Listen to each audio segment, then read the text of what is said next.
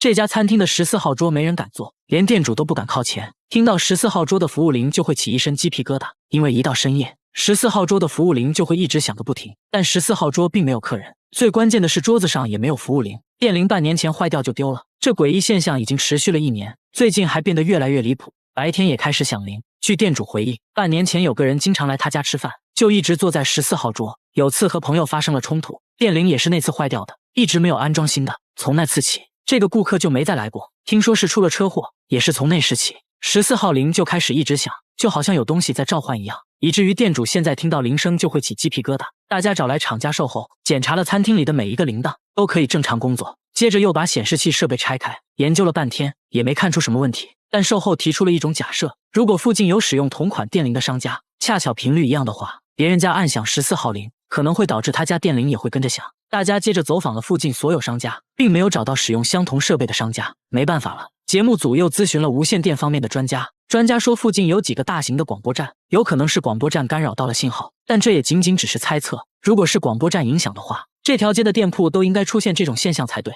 为什么偏偏只有他家受到了影响？诡异的铃声还在继续，直到最后也没能解开谜团。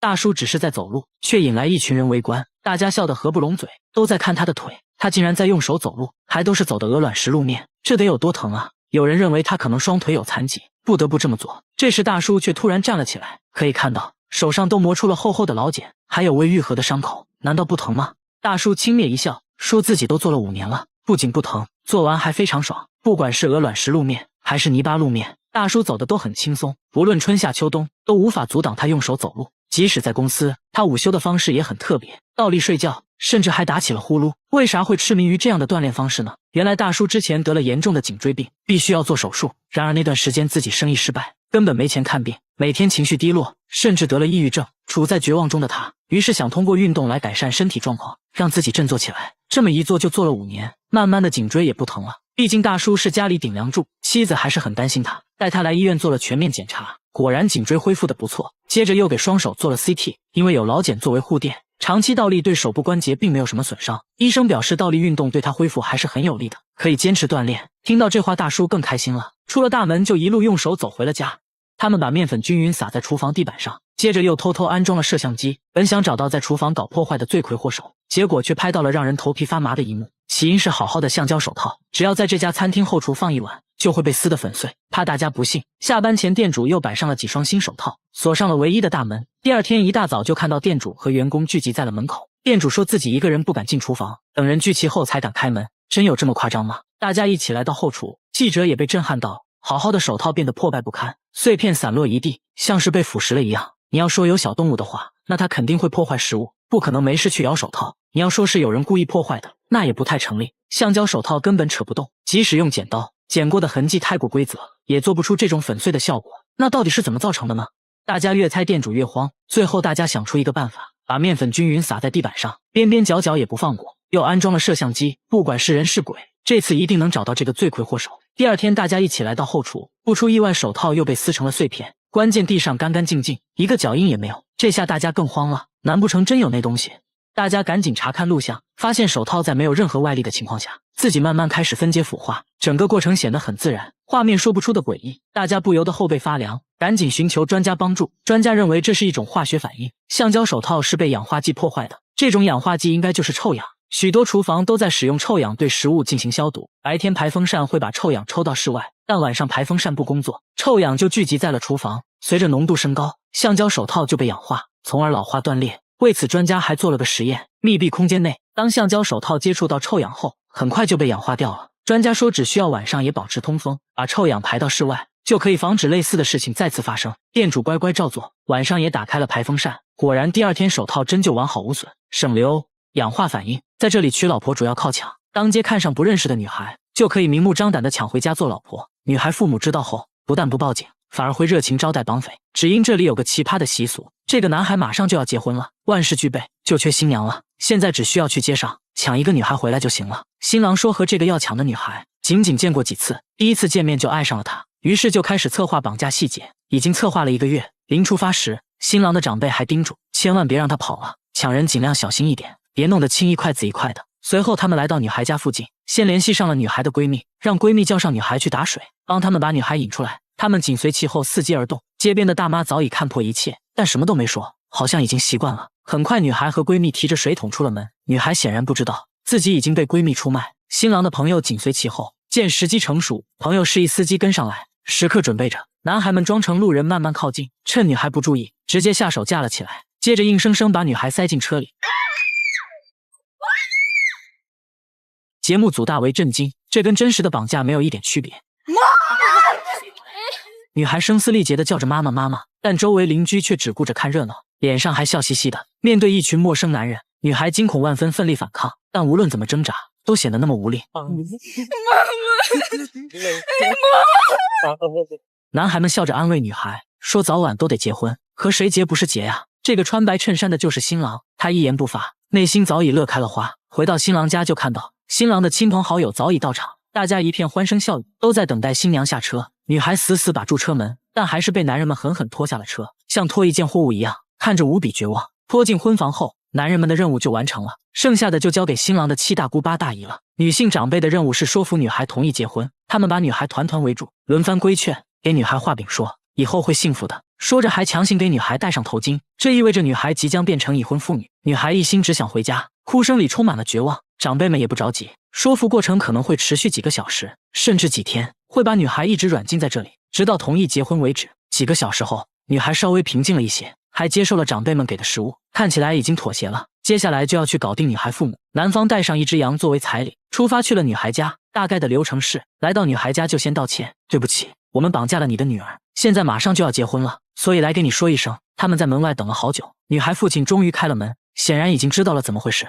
表情看起来很平静，不仅收下了礼物，甚至还热情款待了他们。女孩妈妈说，虽然感觉失去了一些东西，但还是很开心的，相当于自己多了一个儿子，还说自己就是被女孩父亲绑来的。看得出来，这里的人都已经接受了这种抢亲传统，认为这种抢亲是很神圣的。最后为了孩子们的幸福，两家人举杯庆祝。从第二天开始，女孩就要承担起照顾家庭的责任，忙前忙后照顾男方一大家子。记者看得很迷惑，感觉像是男方家里新来了一个保姆一样，但新娘并没有任何埋怨，已经默默接受了这一切。在吉尔吉斯斯坦，绑架新娘是一种传统的结婚方式，这里将近一半的妻子都是抢来的，但其实也发生过很多女孩因为绑架后自杀的情况。当地也有很多人抗议这种陋习，但无济于事，女孩们完全没有选择权，不知道这是不是女孩的悲哀。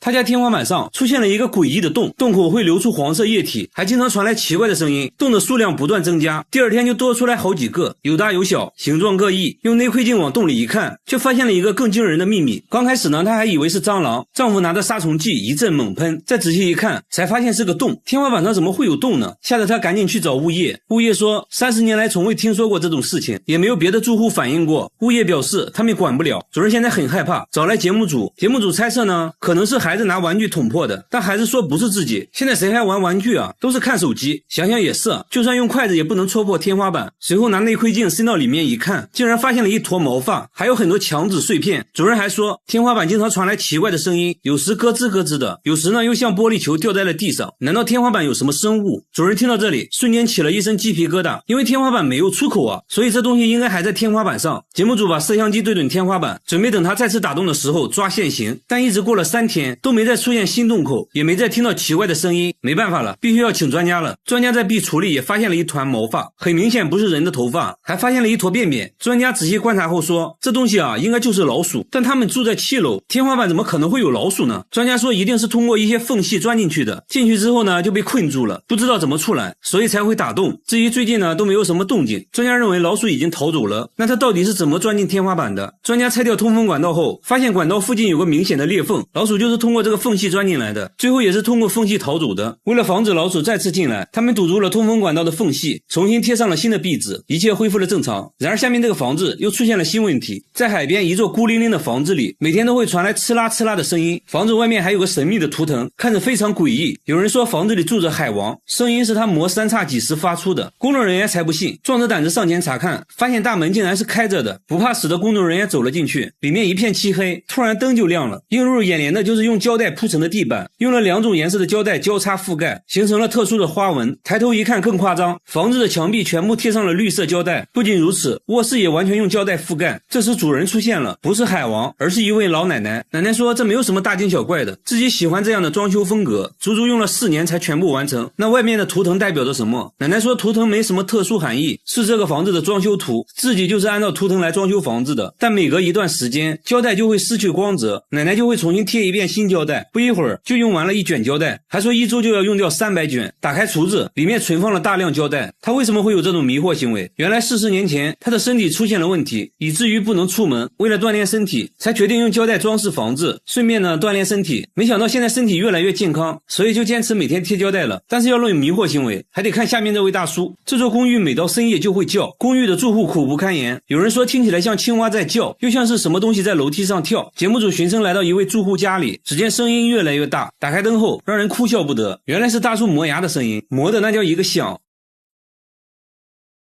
嘴角还不停抽搐，这简直就是用生命在磨牙。大叔说自己磨牙已经20年了，牙都磨掉了半颗，以至于现在都无法咀嚼食物，只能喝汤。妻子因为受不了，跟他离了婚。看着自己磨牙的录像，大叔表情凝重，说这是第一次看自己磨牙，没想到磨得那么深，磨得那么认真。朋友们也帮他解决过磨牙问题，等他磨牙的时候，脱掉袜子塞他嘴里，还会让他叼着一双筷子入睡，但都无济于事，反而磨牙越来越严重。去过很多医院，结果把同房间嗜睡症患者都整失眠了。大叔也觉得很不好意思，节目组再次带他来到大医院，医生说从没见过这么严重的磨牙患者，牙神经都快暴露出来了。随后检测他磨牙时的各项身体机能，医生发现在他睡觉时，舌头滚动阻塞了呼吸道，所以他只能张嘴呼吸，这就是他磨牙的原因。对应的解决方案是做呼吸治疗。经过医生的努力，大叔终于改掉了磨牙的习惯。好了，我是月贝，关注我，每天一个迷惑行为大赏。他的手机会自己拨打电话，每天拨打2000次，他都换了5个新手机了，但是没用。即使买完手机刚出门，电话就开始自动拨打起来，慢慢的一家3口的手机都出现了这种问题，但手机并没有中病毒，这搞得一家人精神崩溃，而且电话都打给了亲戚朋友。朋友说有时候1分钟就能接到20个，刚接通就挂断。有一个朋友还是开餐厅的，电话非常耽误工作，给朋友道歉成了他们一家人的日常。手机不仅会自己打电话，有时还会发短信，关键短信内容很惊悚，还说这种现象一般都出现在晚上。于是节目组决定等待，但1夜过去，手机并没有出现自动打电话的情况。节目组又安装了多个摄像机，全程监控。第2天，儿子的手机率先打起了电话，儿子想拿手机给镜头看，刚走2步，手机自己就挂断了。与此同时，大叔的手机收到了一条短信，上面写着去世很久的父亲名字，这就非常惊悚了。节目组仔细观察录像后，终于发现了端倪。录像显示，奇怪的现象都发生在儿子拿着手机的时候，只有当他拿着手机，手机才会自动拨打电话。父亲手机上的短信也是在他拿走父亲手机后才收到的，而且每次都是儿子第一个发现这种现象。通过这些反常的举动，节目组认为儿子就是始作俑者。心理医生还发现，儿子在处理这些事情的时候很老练，看起来是策划好的，而不是简单的心理问题。节目组把儿子请了过来，想要套路他一下。经过一番询问，儿子终于憋不住了，承认了自己的所作所为。那他为啥要这样做？儿子说别人都觉得他没用，正好他了解到一款远程控制别人手机的软件，用软件控制了父母的手机。刚开始呢，觉得整蛊家人很好玩，而且家里就他懂智能手机，父母都很依赖他，这也让他获得了心理上的满足，才开始一直恶作剧。父母得知真相后很震惊，要求儿子向亲戚朋友道歉，电话之谜总算解开了。这只狗每天都要偷鞋，还专偷有脚气的鞋子，奶奶的鞋就经常无缘无故的消失，大冬天只能光脚走回家。节目组来到他家，奶奶却让工作人员离门口远一点。不一会儿，门口就出现了一只狗，他仔细闻了闻，确定是奶奶的鞋后，叼起来就跑。工作人员赶紧追，眼看就要追上了，狗狗丢下鞋子开溜了。奶奶说狗狗好像时刻监视着自己，每当脱下鞋，没一会儿就被他叼走了。不过还好，狗狗每次把鞋藏在固定的地点，奶奶都可以找到。现在他每2天去捡一次，这样正好能捡回1双。奶奶很困惑，为啥他只偷自己的鞋？节目组猜测可能是奶奶的鞋气味独特，接着还做了个测试，让村民把鞋子都放在一起，看狗狗会如何选择。只见他从头到尾闻了一遍，很快就分辨出了奶奶的鞋，接着又叼走了。这次呢，节目组让奶奶穿1双新鞋，看狗狗还能不能分辨出来。奶奶穿着新鞋走了一圈，脱掉鞋子进屋后，狗狗就出现了，它像之前一样挨个闻，很明显新鞋对狗狗的迷惑性很大。狗狗稍微有点犹豫，确认再三后还是挑出了奶奶的新鞋。那它为啥痴迷于偷鞋。宠物医生说，狗狗把偷鞋当成了一种游戏，认为偷鞋可以吸引人们的注意，进而得到人们的关爱。不过要论奇葩，还得看下面这个。每到深夜，酒吧里就会出现满地的便便，花盆里的土被刨了出来，卫生纸也被撕得粉碎，到处都是一片狼藉。关键呢，钱也没有少。酒吧老板觉得这应该不是人，节目组决定近距离观察。等了好久，墙壁上突然传来声音，一块泡沫板在自行移动，工作人员都快吓尿了，壮着胆子继续观察。这时一只毛茸茸的脑袋探了出来，原来是一只黄鼠狼。只见它来到草坪上一阵翻滚，这也太舒服了吧。随后就开始找酒喝。黄鼠狼很警惕，时刻都在观察门口的情况，但它拉的便便越来越多，店主很苦恼，决定用笼子把它抓住，先在笼中放入食物，接下来只需要等它上钩。晚上黄鼠狼再次出现，直接就被食物吸引了，但它非常谨慎，在入口徘徊了很久，最终没能抵挡住诱惑，但是呢并没完全钻进去，留了一半身体在外面，叼上一块食物就退了出来。这也太好吃了吧，吃完后没忍住又钻了进去，这次呢完全钻进了笼子里，吃完才发现中了圈套，对着入口一顿挠，没想到还真被它挠开了。工作人员看得目瞪口呆，决定再试一次。黄鼠狼这次犹豫半天都不敢进去，但大鸡腿实在太香了，还是钻了进去。这次呢成功抓到了它，随后把它带到野外放生了。好了，我是预备关注我，每天一个迷惑行为大赏。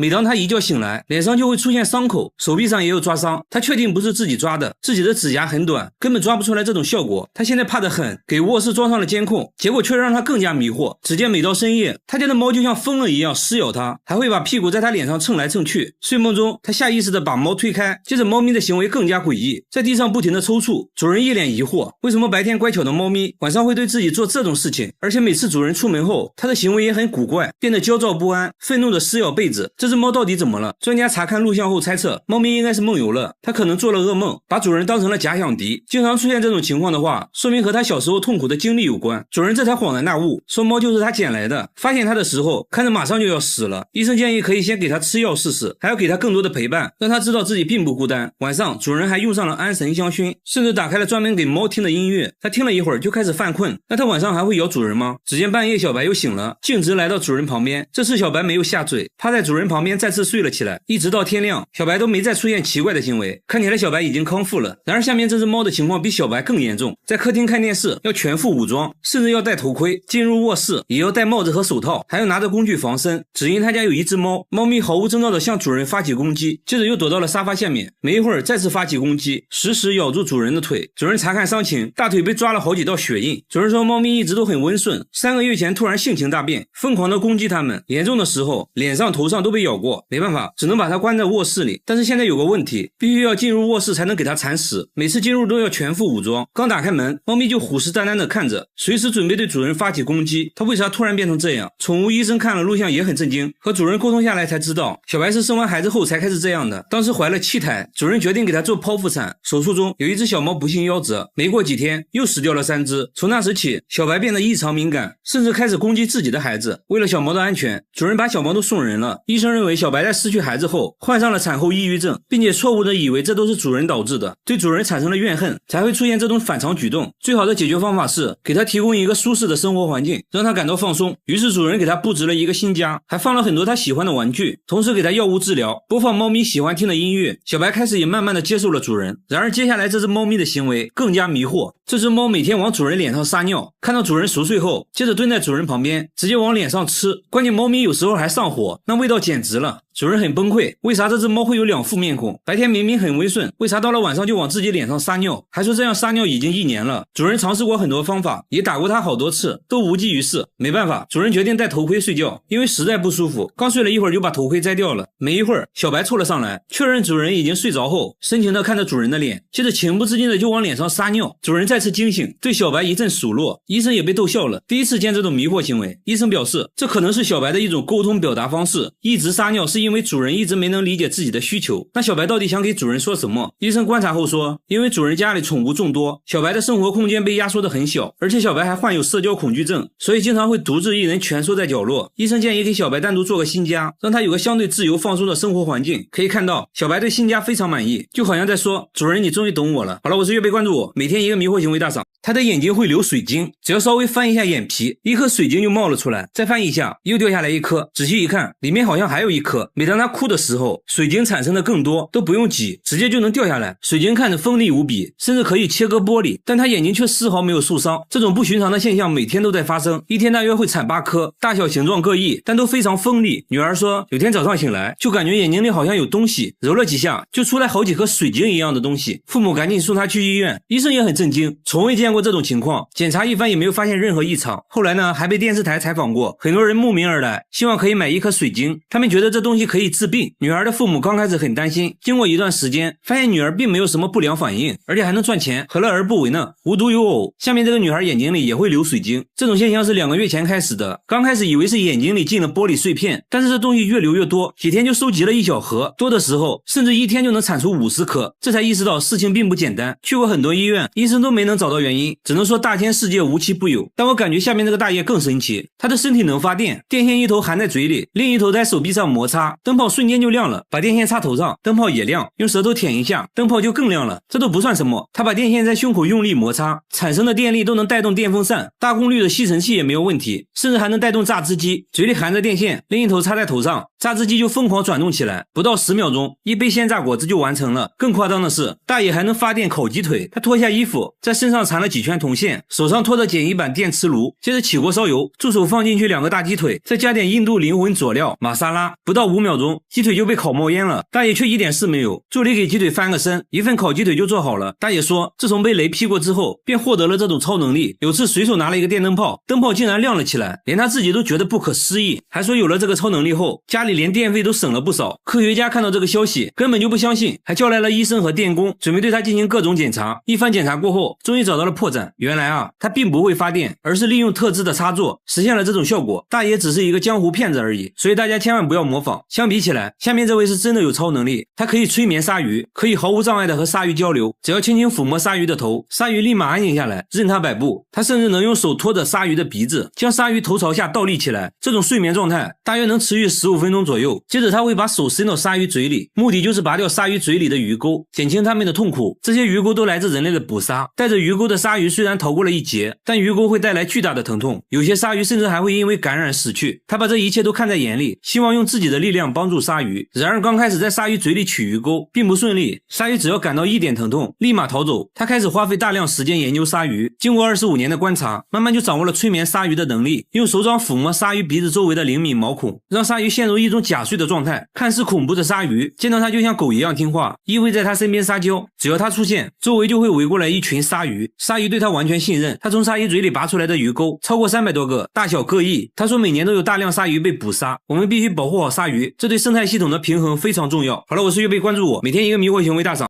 他把鞋油涂在脸上，连续10年，每天都要涂1盒，10年来没洗过脸，除了眼睛和嘴巴，脸上都被厚厚的鞋油覆盖。鞋油干裂后令他疼痛难忍，即使这样，他依旧每天涂抹鞋油，从1天涂抹1次，直到后来的1天涂1盒，边涂还边笑。问他为什么要这样，他就什么都不说，紧张的环顾四周，焦急的等待着什么，又好像在躲避着什么。随后跟着一个女人来到衣服回收箱找衣服，说女人是他姐姐，询问姐姐情况，姐姐却越来越激动，看着不太聪明的样子。晚上他们就随便找个凳子睡觉，此时温度零下4度，节目组想要帮助他却被拒绝了。节目组带他们来到派出所，想确定一下他们的身份，根据指纹找到了他的家庭信息。节目组决定带他们回家，刚上车一听说要回家，姐姐立马暴躁地哭了起来，还让节目组赶紧放她走。没办法，只好原路返回。随后姐弟俩坐上地铁，消失在了镜头里。节目组单独去拜访了他家里，父亲说他俩智力有缺陷，经常离家出走，曾经多次阻止也无济于事。为了寻找他们，父亲到处张贴寻人启事，一直没有回音，还以为姐弟俩已经遭遇不测了。节目组想要帮他们团聚，在车站找了好几天，终于找到了姐弟俩。至于为啥不愿意回家，姐姐还是没有说。节目组给他们提供了一个住的地方，经过长时间的劝说，他决定洗脸了。鞋油成块的掉落，整整洗了3个小时，终于清洗干净，这样看着正常多了。跟心理医生交流后才知道，之前有人在地铁看到智力缺陷的他，就无缘无故的开始殴打，往他脸上涂鞋油，还警告他如果不想挨打就要一直涂鞋油。慢慢的，为了保护自己，他就开始主动往脸上涂鞋油。这时姐姐也说出了离家出走的真正原因，原来姐弟俩还有一个哥哥，哥哥脾气暴躁，经常对他们拳打脚踢，两人天真的以为只要哥哥看不到他们就不会挨打了，才会不断的离家出走。经过长时间的心理咨询，姐弟俩终于放下心理包袱，同意回家，一家人终于团聚了，还表示以后不会再离家出走了。